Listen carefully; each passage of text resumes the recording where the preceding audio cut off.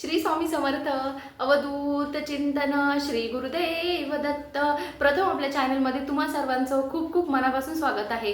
तर आजच्या व्हिडिओमध्ये सगळ्यात महत्त्वाची गोष्ट ते जे काही आहे की श्रावण महिन्यामध्ये घरोघरी केलं जाणारं शिवलेलं अमृत या ग्रंथाचं पारायण. तर आता हे पारायण कसं करायचं आहे, का करायचं आहे, याचे नियम अटी उद्यापन कसं करायचं आहे, तर सगळ्या गोष्टींची सविस्तर माहिती आपण आजच्या व्हिडिओमध्ये बघणार आहोत. तर बघा की हा जो काही 4 महिन्यांचा कालावधी असतो चातुर्मासाचा, तर या चातुर्मासामध्ये खूप सारे सण व्रत वैकल्य येतात आणि ते खूप महत्त्वाचे असतात. आता त्याच्यातला जो काही श्रावण महिना आहे तर हा भगवान शंकर यांना समर्पित असतो. कारण की बघा, आपल्याला जन्माला घालण्याचं काम हे ब्रह्मदेवांकडे असतं, आपलं पालनपोषण करण्याचं काम हे भगवान विष्णूंकडे असतं आणि आपल्याला मोक्षाला नेण्याचं काम हे भोले बाबांकडे असतं. तर या 4 महिन्यांच्या कालावधीमध्ये भगवान विष्णू हे क्षीरसागरामध्ये निद्रिस्त असतात.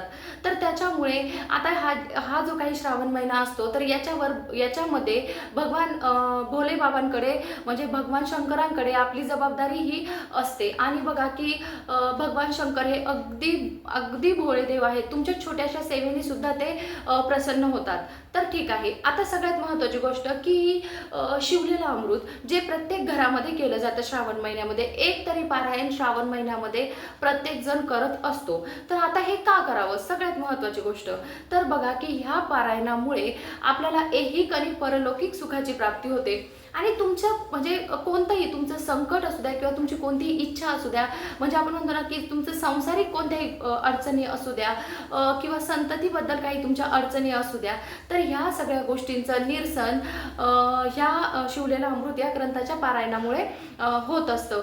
म्हणजे काही पण असू द्या की तुमचं काही तुमच्यावर गंडांतर केलेलं असू द्या किंवा आपल्याला वाटतं ना की आपल्यामध्ये खूप नकारात्मकता आहे, आपल्याला ह्या गोष्टी जाणवतात किंवा आपली जी वास्तू आहे तर त्या वास्तूमध्ये काही दोष आहेत, तुम्हाला असं कोणत्याही अगदी आपण म्हणतो ना की खूप दिवसांपासूनचं काही आजारपण चालू आहे, तर तुमची कोणतीही अडचण असू द्या, तर ह्या ग्रंथाच्या पारायणामुळे तुम्हाला खूप याचा चांगला परिणाम दिसून येणार आहे. आणि सगळ्यात महत्त्वाची गोष्ट की ह्या ग्रंथामध्ये जे काही 15 अध्याय आहेत, म्हणजे खरे 14 आहेत, एक अध्याय हा नव्याने ॲड झालेला आहे. ह्या प्रत्येक अध्यायाची फलश्रुती ही वेगळी आहे. म्हणजे तुम्ही जो अध्याय वाचाल तर त्याच्याने मिळणारं फळ हे प्रत्येक अध्यायाचं वेगवेगळं आहे. तर त्याच्यामुळे खूप महत्त्वाचा हा ग्रंथ आहे. आणि बघा की ह्या ग्रंथाचे आपण ह्या महिन्यामध्ये की तुम्ही 1 पारायण करा, 3 करा, 7 पारायण करा, तर हे पण कसे करायचे आपण हे बघणार आहोत. आता पारायण का करावं हे तर आपल्याला कळालं. आता सगळ्यात महत्त्वाचं म्हणजे काय की पारायणाला सुरुवात कशी करायची आहे. तर आता सगळ्यात आधी आता आपल्याला म्हणजे बघा, खरं तर हे पारायण सोमवारी लावतात, पण श्रावण महिन्यामध्ये तुम्ही कोणत्याही वारी पारायण लावलं तरी सुद्धा चालणार आहे. फक्त आपल्याला काय करायचं आहे, आता समजा तुम्हाला दुसऱ्या दिवशी पारायण सुरू करायचं आहे, तर त्याच्या आदल्या दिवशी आपल्याला काय करायचं आहे, छान आंघोळ वगैरे करायची आहे. असेल तर आपल्याला पांढरे कपडे घालायचे आहे, नसले तरी सुद्धा चालणार आहे, काहीच हरकत नाही.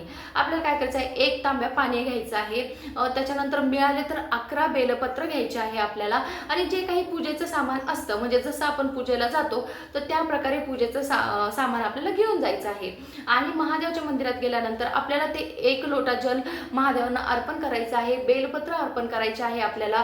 तिथे भगवान शंकरांचं स्मरण करायचं आहे आणि त्यांना प्रार्थना करायची आहे की भोले बाबा, मी जे काही तुमचं म्हणजे आता तुम्ही किती दिवसांचं करणार आहे, किती पारायण करणार आहे, तर ह्या गोष्टी बोलायच्या. आणि तुम्ही हे पारायण माझ्याकडून निर्विघ्नपणे पूर्ण करून घ्या अशी त्यांना विनंती करायची आहे. आणि दुसरं म्हणजे काय की आपण हे कशासाठी करत आहोत पारायण, म्हणजे तुमची काही इच्छा असेल किंवा काही अडचण असेल तर ती आपल्याला भोले बाबांना सांगायची आहे. आता हे सगळं झालं, त्याच्यानंतर आपल्याला दुसऱ्या दिवशी आपल्याला पारायण करायचं आहे. त्या दिवशी काय करायचं, सकाळी लवकर उठून आपल्याला शुचिर्भूत व्हायचं आहे. आणि त्याच्यानंतर आपल्याला एक चौरंग घ्यायचा आहे. चौरंगावर पांढरं वस्त्र अंथरा किंवा पिवळं अंथरा किंवा लाल कोणतंही वस्त्र आपल्याला टाकायचं आहे. स्वच्छ नवीन असलं तर अतिशय चांगलं ते वस्त्र आपल्याला टाकायचं आहे. आता बघा की भगवान शंकरांचा आपण एकट्याचा फोटो कधीही म्हणजे आपण घरामध्ये ठेवत नाही. तर समजा फोटो ठेवलास तर तो पूर्ण त्यांच्या कुटुंबासोबतचा फोटो असतो. तर तो जर तुमच्याकडे असेल तर तुम्ही तो फोटो ठेवायचा आहे. नसेल तर आपण महादेवाची आपल्या घरामध्ये जे काही शिवपिंडी आहे तर ती ठेवली तरी सुद्धा चालणार आहे. आणि आता आपल्याला काय करायचं आहे की अखंड दिवा 6 दिवसाच्या पारायणामध्ये तुम्ही अखंड दिवा लावला तर अतिशय उत्तम. आता समजा ज्याची परिस्थिती नाही तर त्याने फक्त वाचण्यापुरता दिवा लावला तरी सुद्धा चालणार आहे. धूप दीप लावायचं आहे. एकदम साधं, आपण म्हणतो ना महादेव जितके साधे भोळे आहेत ना त्यांची सेवा सुद्धा तितकी साधी भोळी आहे. तर आपल्याला तो ग्रंथ त्याच्यावर ठेवायचा आहे आणि पहिल्या दिवशी आपल्याला संकल्प करायचा आहे. सेम संकल्प कसा करायचा हे सगळ्यांनाच माहिती आहे. आपलं नाव गोत्र वगैरे सांगायचं आहे, उजव्या हातात पाणी घेऊन, आणि कशासाठी आपण करत आहोत, आपली इच्छा असेल किंवा काय हे सांगायचं आहे आणि महादेवाला आपल्याला प्रार्थना करायची आहे. आता हा आपला संकल्प झाला. आता याच्यानंतर काय करायचं आपल्याला, जे काही तुमचे दररोजचे दिलेले अध्याय आहेत तर ते अध्याय आपल्याला दररोजच्या दररोज पठण करायचे आहेत. आणि बघा की शक्यतो खूप जण काय करतात की एक दिवसीय पारायण करण्याचं म्हणजे पारायण करतात, पण शक्यतो हा जो ग्रंथ आहे याच्यातले अध्याय हे बऱ्यापैकी मोठे आहेत. तर एक दिवसीय पारायण म्हणजे शक्यतो नाही करावं. तुम्ही 3 दिवसाचं किंवा 7 दिवसाचं पारायण, 7 दिवसाचं पारायण अतिशय उत्तम. म्हणजे 7 दिवसाचं पारायण हे आपण करायला हवं, कारण की म्हणजे कसं की ते आपल्याला जड पण जात नाही. दररोज आपण काय 2-2 अध्याय वाचतो तर तेवढं आपल्याकडून होतं. तर आता आपल्याला अशा प्रकारे दररोजचे जे काही अध्याय आहेत तर ते अध्याय आपल्याला दररोजच्या दररोज वाचायचे आहेत. आणि बघा ह्या पारायणाचे आपल्याला नियम काय पाळायचे आहेत. सगळ्यात महत्त्वाचा नियम म्हणजे काय की आपल्याला ब्रह्मचर्याचं पालन करायचं आहे. तुम्ही 7 दिवस करा, 3 दिवस पारायण करा, कडकडीत ब्रह्मचर्याचं आपल्याला पालन करायचं आहे. दुसरी गोष्ट म्हणजे काय की आपल्याला परान्न वर्ज करायचं आहे. सगळ्यात महत्त्वाची गोष्ट म्हणजे की आपल्याला अन्नातूनच दोष लागत असतात, त्याच्यामुळे दुसऱ्यांच्या घरचं आपल्याला खायचं नाही. 7 दिवस म्हणजे हॉटेलमधलंही खाणं शक्यतो टाळायचं आहे, इतरांच्या घरचं पण आणि बाहेरचं खाणं सुद्धा आपल्याला टाळायचं आहे. आता बघा की कांदा लसूण शक्यतो वर्ज करावा. म्हणजे तुमच्याकडून होत असेल तर नक्की हा नियम पाळा, कारण की हे तामसी वृत्तीचं खाणं आहे. तर आपल्याला एवढे हे 2-3 नियम आहेत तर तेच आपल्याला अगदी कटाक्षाने पाळायचे आहे. बाकी बघा की तुम्हाला जर समजा गादीवर नसन झोपायचं तर तो पण नियम तुम्ही पाळू शकता. आणि मुळात म्हणजे सगळ्यात महत्त्वाचा नियम काय की आपल्याला ह्या पारायणामध्ये खंड पडू द्यायचा नाही. आता समजा जर आपल्याला मासिक धर्म आला किंवा सुतक विटाळ आलं तर काय करायचं आहे, तर हा ग्रंथ तुम्ही दुसरं कोणाकडून पण वाचून घ्यायचा आहे. असा ग्रंथ हा अर्धवट आपल्याला सोडायचा नाही. तर हा नियम पण आपल्याला आवर्जून पाळायचा आहे. आणि आता बघा की आपला नियम झालं, पूजा मांडणी पण झाली. आता सगळ्यात महत्त्वाची गोष्ट याची उद्यापन कसं करायचं आहे. तर उद्यापन करताना आपल्याला शेवटच्या दिवशी तुमचं वाचून झालं. आता बघा की घरात जो काही तुम्ही पोळी भाजीचा नैवेद्य बनवला असेल तर तो नैवेद्य तुम्ही ग्रंथाला दाखवून द्यायचा आहे. आपल्याला वाचून झाल्यानंतर सुद्धा आपल्याला त्या दिवशी महादेवच्या मंदिरामध्ये जायचं आहे. सेम तुम्ही म्हणजे जे काही आपण पूजेचं साहित्य घेतो ते साहित्य घ्यायचं आहे. 11 बेलपत्र घ्यायचे आहे आणि आपल्याला तांदूळ घ्यायचे आहे तुमच्या यथाशक्ती. म्हणजे तुम्ही 1 किलो तांदूळ घ्या, 1.25 किलो घ्या, पावशेर घ्या, तुमच्या यथाशक्ती तुम्हाला तांदूळ घ्यायचे आहे. आणि पांढरं वस्त्र घ्यायचं आहे. म्हणजे काही तुमच्या याच्यानुसार की टोपी उपरणं घ्या किंवा आपण म्हणतो ना की धोतर घ्या, जे असेल ते. आता आपल्याला काय करायचं आहे, हे सगळं घेऊन मंदिरात जायचं आहे. भगवान शंकरांची पूजा करायची आहे आपल्याला.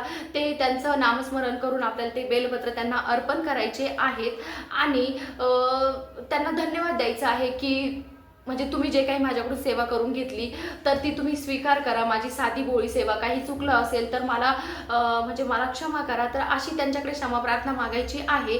आणि जे काही तिथे पुजारी असणार आहेत, म्हणजे कोणी असू द्या, ब्राह्मण असू द्या किंवा दुसरं कोणी म्हणजे तिथे पूजा करणारे व्यक्ती असू द्या, तर त्यांना आपल्याला ते तांदूळ आणि ते जे काही पांढरं वस्त्र आहे तर ते त्यांना आपल्याला द्यायचं आहे. तर अशी अगदी साधी ह्या पारायणाची समाप्ती आहे.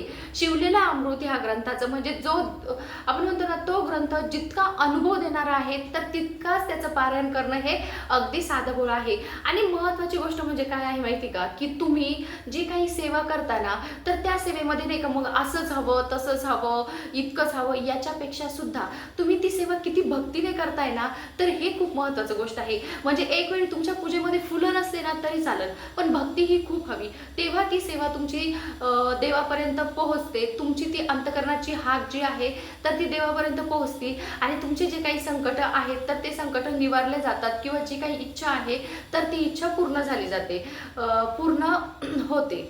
तर बघा अशा प्रकारे आपली जी काही झालेली सेवा आहे तर ती स्वामींच्या चरणी रुजू करूया आणि प्रत्येकजण शिवलेला अमृत या ग्रंथाचं पारायण करेल अशी आपण अपेक्षा ठेवूया. श्री स्वामी समर्थ.